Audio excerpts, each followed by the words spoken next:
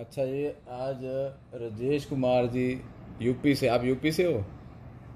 जी doctor साहब। हाँ, थोड़ा ऊंचा बोलना पड़ेगा आपको। हाँ, ठीक है डॉक्टर साहब। तो आप बताइए कि क्या प्रॉब्लम थी और क्या हुआ आपको और कैसे आप इससे बचे, क्या एक्सपीरियंस आपका?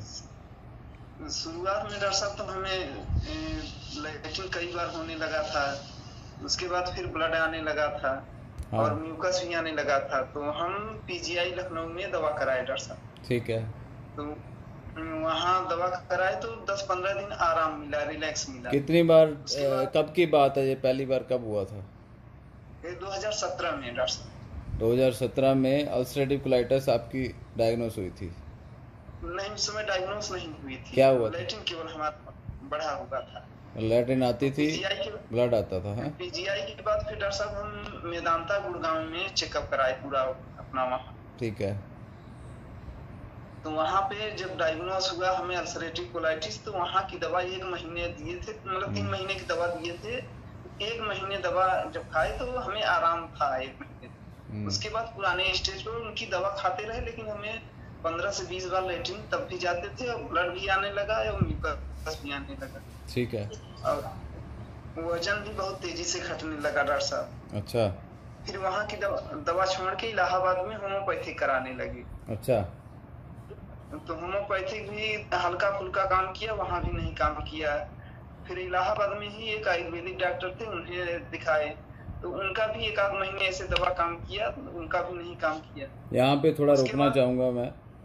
आमतौर पे अल्सरेटिव कोलाइटिस का आयुर्वेदिक डॉक्टर जो ट्रीटमेंट देते हैं उसमें चित्रक आदि वटी, संजीवनी वटी और इस तरह की आम पाचक औषधियाँ जो कि गर्म हैं वो दे देते हैं। तो वो मैं सभी डॉक्टरों से, जो भी डॉक्टर्स इस वीडियो को देख रहे हों आयुर्वेद के डॉक्टर्स, तो उनसे ये कहूँगा जी कि इसमें बहुत ज़्यादा आम पाचक औषधियाँ ना दें। अदरक वगैरह या हल्दी वगैरह भी कई लोग एलोपैथी डॉक्टर करक्यूमिन दे रहे हैं, वो भी ना दें क्योंकि पित्त वाला रोग है ना।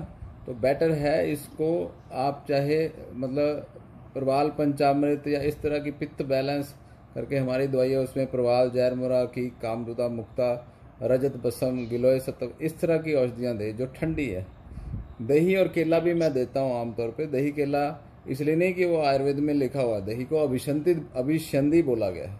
अभिसंधि होने अच्छा। से वो मल को गाढ़ा करता है और रोकता है, स्रोतों को रोकता है, अवरोध करता है। इसमें स्रोतों का मुख जी। ज़्यादा खुल जाता है। तो दूसरा जो आम पाचक है ना, कुटज जो है वो भी आम पाचक है। तो कुछ आयुर्वेद के डॉक्टरों को अच्छा। मैं ये बताना चाहूँगा कि कुटज भी आप प्रयोग करें तो उसको आम पाचक भी समझे, अकेला ग्राही मत समझे, अकेला स्तंभक मत समझे। तो थोड़ा सा ठीक है। आम पाचक वो है तो शीतल, परंतु आम पाचन भी करता है। तो इस वजह से आप जितना आम पाचन करना चाहते हैं तो उतना कुटज से हो जाएगा। ज़्यादा आम पाचक देंगे तो पेशेंट को डायरिया होगा और ये सब चीज़ें होंगी। अगर ब्लड नहीं आ रहा, म्यूकस है, फिर कभी थोड़ी थोड़ी कुछ आम पाचक हल्का फुल्का देना चाहें तो दे सकते हैं। अच्छा, आगे फिर मतलब 15-20 बार आप जाते थे और काफ़ी डॉक्टर्स को दिखाया, मेदांता में, दिल्ली, इधर उधर, और एलोपैथी की दवाई खाई पिछले 3-4 सालों से।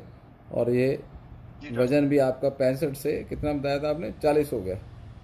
40 हो गया। हाँ, 65 से 40 वजन हो गया था। इसमें मेन सिम्टम ये होते हैं कि बार बार टॉयलेट जाना, कई लोगों को कम भी टॉयलेट जाना पड़ता है, परंतु ज़्यादातर लोगों को लूज मोशन ही लगे रहते हैं और जो ब्लड आता है टपक टपक के, उसको कोलाइटिस की वजह से, है ना? आपको भी ब्लड आता था?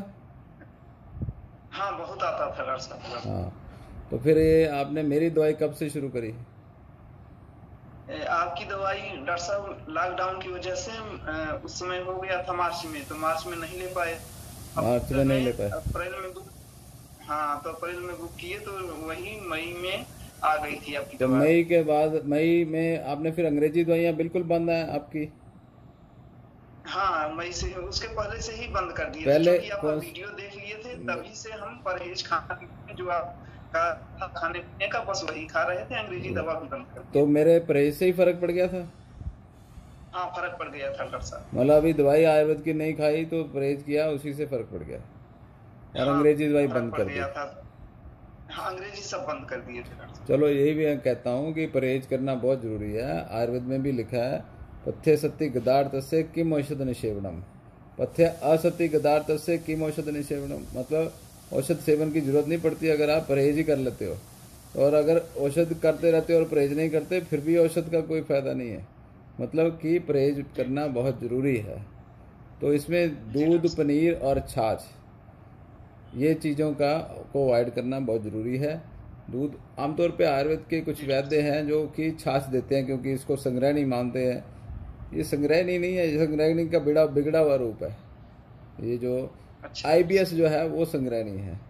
ये संग्रहणी रक्त पित्त अतिसार है, ये इतना स्ट्रांग अतिसार होता है, इसमें रक्त भी निकलता है, पित्त भी निकलता है और आम भी निकलता है, म्यूकस भी निकलता है। तो ये रक्त पित्त अतिसार से इसकी तुलना करनी होगी जो अल्सरेटिव कोलाइटिस है। तो उसमें संग्रहणी में जैसे तक्कर देते हैं या मट्ठा देते हैं, तो इसमें तक्कर और मट्ठा जो है वो लोगों को, ज़्यादातर लोगों को सूट नहीं करता, तो उससे भी डायरिया हो जाता है। दही वैसे हम आपका ले रहे हैं जब से कर रहे हैं, दही मैं देता हूँ, जैसे मैंने बताया अभिसंधि है, दही से स्रोतों को, चैनल्स जो हैं वो खुले होते हैं, उनका मुख रुक जाता है और डायरिया रुक जाता है। और प्रोबायोटिक भी है, दही से बढ़िया प्रोबायोटिक तो कोई है ही नहीं अगर अंग्रेजी पॉइंट ऑफ व्यू से सोचें, परंतु मैं इसको आयुर्वेद पॉइंट ऑफ व्यू से ही देता हूँ दही को। तो दही, केला वगैरह। अब वजन बढ़ना शुरू हुआ थोड़ा बहुत? हाँ, 1-2 किलो बढ़ गया, 2 किलो बढ़ गया ना 2 महीने में, ठीक है, धीरे धीरे बढ़ जाएगा। तो बहुत सारे लोग हैं मेरे से पूछते रहते हैं कि क्या खाएं क्या ना खाएं। एक सेकंड होल्ड करो, मैं इसको पॉज कर लेता हूँ और इसमें डाइट का बता देता हूँ, होल्ड कीजिए। मैं भी व्हाट्सएप कर दीजिएगा डॉक्टर साहब। हाँ, आपको भी व्हाट्सएप कर दूंगा। ये डाइट की लिस्ट मैंने लिख रखी थी, कोई सवाल पूछते हैं लोग ये खा सकते हैं वो नहीं, तो डायरी में लिख दिया मैंने। कुछ लोग पूछते हैं राजमा और चने खा सकते हैं कि नहीं खा सकते, है ना? आप वो तो नहीं खाते हैं हम, आप नहीं खाते ना, तो राजमा और चने उबाल करके फिर उसको कुक करके अच्छे से फिर आप खा सकते हैं। धीरे धीरे शुरू कीजिए, ज़्यादा मिर्च मसाले उसमें मत।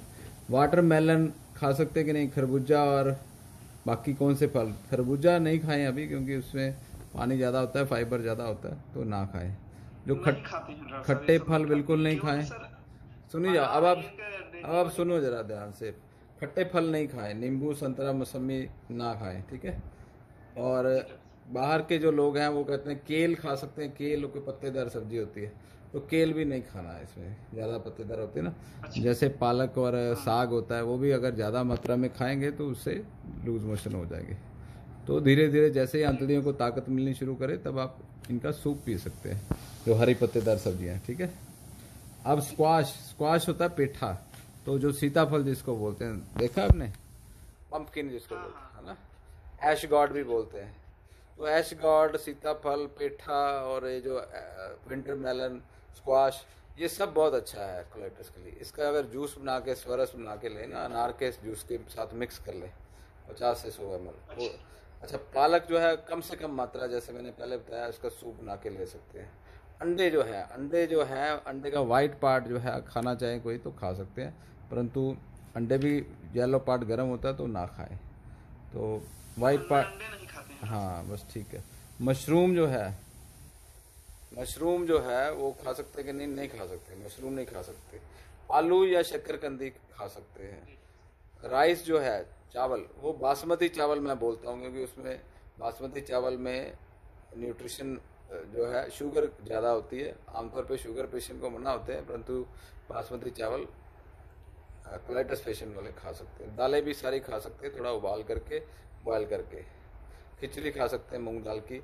वीट, चपाती खा सकते हैं कि नहीं खा सकते? चपाती बिल्कुल खा सकते हैं, कोई ग्लूटेन की प्रॉब्लम नहीं है, कुछ नहीं होता है इसमें। डाइजेस्टिव सिस्टम, आप खाते हो चपाती? खाते हैं ना, तो यही तो मैं कह रहा हूँ, चपाती जो है वो ठीक है, कोई प्रॉब्लम नहीं होती। बेसन भी थोड़ी मात्रा में, क्योंकि वजन बढ़ाने के लिए बेसन जो है बहुत थोड़ी मात्रा में, क्योंकि वो थोड़ा गर्म होता है ना, इसलिए बहुत, जब थोड़ा स्ट्रांग हो जाए ना अंतड़ियाँ, 1-2 महीना ठहर के खा लेना।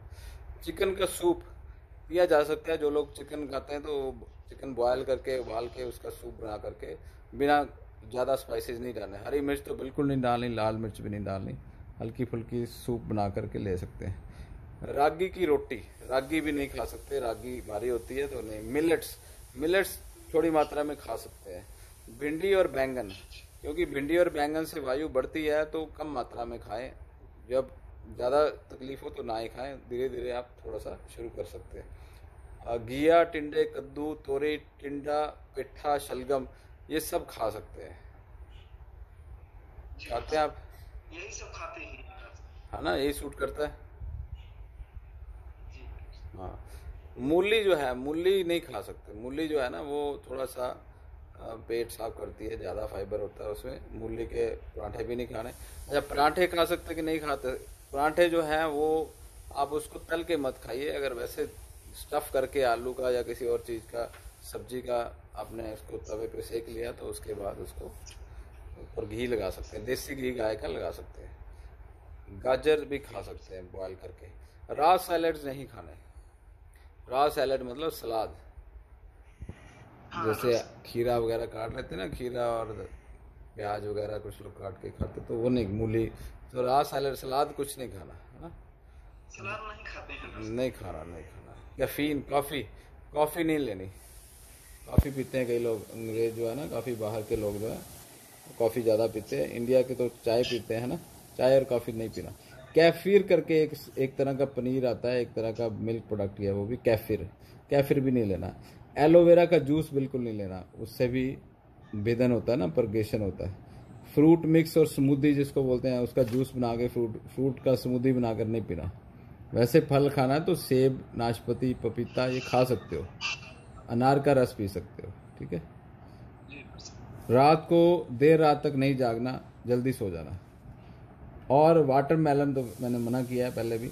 अगर घर में पड़ा हो थोड़ा ही मात्रा में, अगर ज़्यादा लूज मोशन ना हो तो थोड़ा सा खाया जा सकता है। एवोकेडो एक फल होता है, बाहर होता है आमतौर पे एवोकेडो। हाँ, एवोकेडो शरीफा की तरह होता है, शरीफा ही समझ लीजिए, वो खाया जा सकता है। ग्रेप्स, अंगूर जो है थोड़ी मात्रा में खा सकते हैं, क्योंकि मीठा जो है वो बहुत ज़्यादा रिकमेंडेड नहीं है। ग्रेप्स, गुड़ जो है, गुड़ भी नहीं खाना। गुड़ से गुड़गुड़ होगी पेट में, फर्मेंटेशन होती है ना इसलिए गुड़ नहीं खाना। बेरीज, जो बेरीज होती हैं, स्ट्रॉबेरी, दूसरी तीसरी रासबेरी और कई बेरीज होती हैं, कीवी हो गई, ये खट्टे फल होते हैं, तो ये खट्टे फल नहीं खाने। अच्छा, अखरोट जो है वो भिगो करके, एक दो अखरोट आप खा सकते हो रात को भिगो के, और बादाम भी भिगो करके खा सकते हैं। काजू जो है, काजू आप इसको बड़ा कर देते हैं, ऐसे नहीं होता, नहीं ऐसे बड़ा नहीं होता, नहीं, चलिए कोई बात नहीं। अच्छा, काजू जो है, काजू भी नहीं खाने, काजू थोड़ा गर्म होते हैं। पिस्ता भी गर्म होता है, तो वो भी नहीं खाना, है ना। इसको ऐसे कर लेते हैं। लेटस भी जो है वो आपको ज़्यादा फाइबर होता है, तो ना ही खाइए, सैलड में आ जाता है ना लेटस। बेल पेपर, जिसको शिमला मिर्च बोलते हैं, शिमला मिर्च भी मिर्च टाइप ही है, तो उसको उबाल करके खा सकते हो आप, वैसे नहीं, कच्चा नहीं। कई लोग सैलड में भी खाते हैं, तो उसको उबाल के उसकी सब्जी बना करके। अच्छा, रेवड़ी, एक पेशेंट ने बोला मुझे, रेवड़ी खा सकते कि नहीं? रेवड़ी बिल्कुल नहीं खा सकते, तिल बहुत गर्म होते हैं, तो नहीं खाना। गुड़ भी नहीं खाना। पीनट बटर, कुछ लोग पीनट बटर कहते हैं, जैम, वो नहीं खाना। पीनट बटर नहीं खाना, जैम नहीं खाना। नान, ब्रेड और नूडल्स। अब ये नान और ब्रेड है, इसमें एनर्जी लेवल कुछ नहीं होता, सिर्फ शुगर होती है। जैसे बासमती चावल मैंने बोला ना, बासमती चावल भी जो है सिर्फ शुगर है। अगर किसी को शुगर करवानी है अपने आप को, तो नान खाए, ब्रेड खाए, नूडल्स खाए और बासमती चावल खाए, ठीक है ना। क्योंकि ये इसमें सिर्फ चीनी टाइप ही होता है ना, मतलब सिंपल शुगर्स है इसके अंदर, जल्दी से पचने वाला। तो कोलाइटिस में आंतड़ियों में जान नहीं होती, कम होती है, तो ये खाई जा सकती चीज़ें। ये हैरानगी होगी सुन के कि जो ब्रेड है, क्योंकि अंग्रेज भी है मेरे पेशेंट्स, बाहर के फॉरेन के लोग भी हैं, तो वहाँ पे ब्रेड ही मिलती है, चपाती तो मिलती नहीं है, तो उनको कुछ तो खाने को देना पड़ेगा ना। जो चाइना के लोग हैं वो नूडल्स के बिना तो कुछ खाते ही नहीं, है ना। तो चाइना में भी पेशेंट है, तो उन लोगों के लिए मैंने बोल दिया कि आप नूडल्स खा सकते हो। क्योंकि नूडल्स इसलिए बोला कि उसमें सिर्फ शुगर ही होती है और कुछ नहीं होता। तो आपको अगर शुगर तो है नहीं, वजन भी कम है, तो खा भी लेंगे तो कोई कुछ नहीं होगा, वजन ही बढ़ेगा और कुछ नहीं होगा। तो ज़्यादातर लोगों को मोटापा होता है, इसलिए नूडल्स वगैरह मना करते हैं, नान मना करते हैं, ब्रेड मना करते हैं। परंतु अल्सरेटिव कोलाइटिस में जिसको पहले से ही वजन गिर रहा है, तो ये सब चीज़ें थोड़ी मात्रा में खा सकता है। बासमती राइस खाएं तो बेटर है रादर देन नूडल्स। कई बार नूडल्स ज़्यादा खा लेते हैं, फंस भी जाते हैं अंतड़ियों में जाके, पचते भी नहीं। तो बेटर है कि नॉर्मल जो राइस है वो खाया जाए, ठीक है। तो मतलब मना ही नहीं है नान और ब्रेड खाने में। नूडल्स खाने में मैं थोड़ा सा पर कहता हूँ कि ना ही खाओ, कहीं फंस ही ना जाए। अच्छा, शक्करकंदी भी खाई जा सकती है। अमरूद और अमरूद का जूस जो पैकेट में बंद होता है वो नहीं लेना। अमरूद तो वैसे भी नहीं लेना। पैकेट जूस कोई नहीं लेना।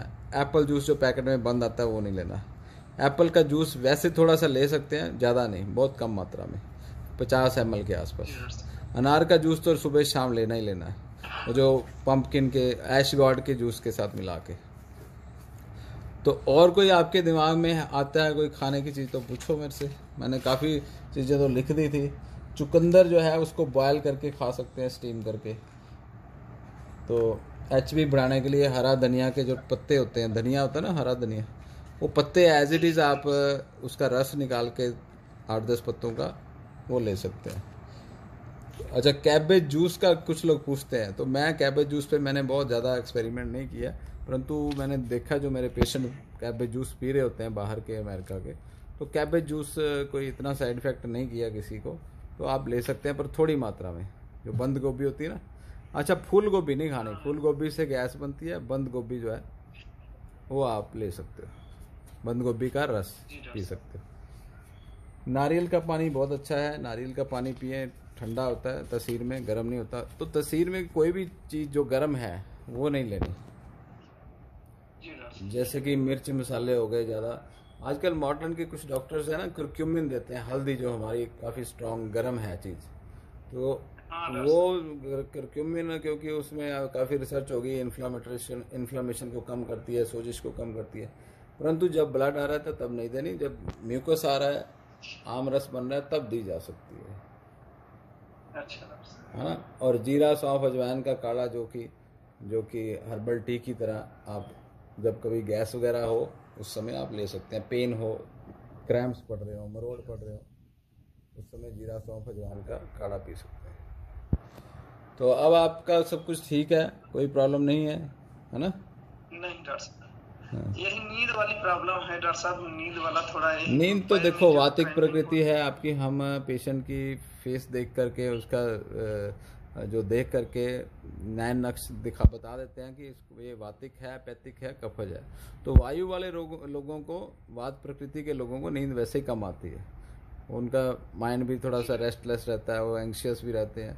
तो थोड़ा सा आप सिर्फ एक तो अंधेरा करके सोया करें, दूसरा थोड़ा सा सिर में तेल की मालिश किया करें, ठीक है ना।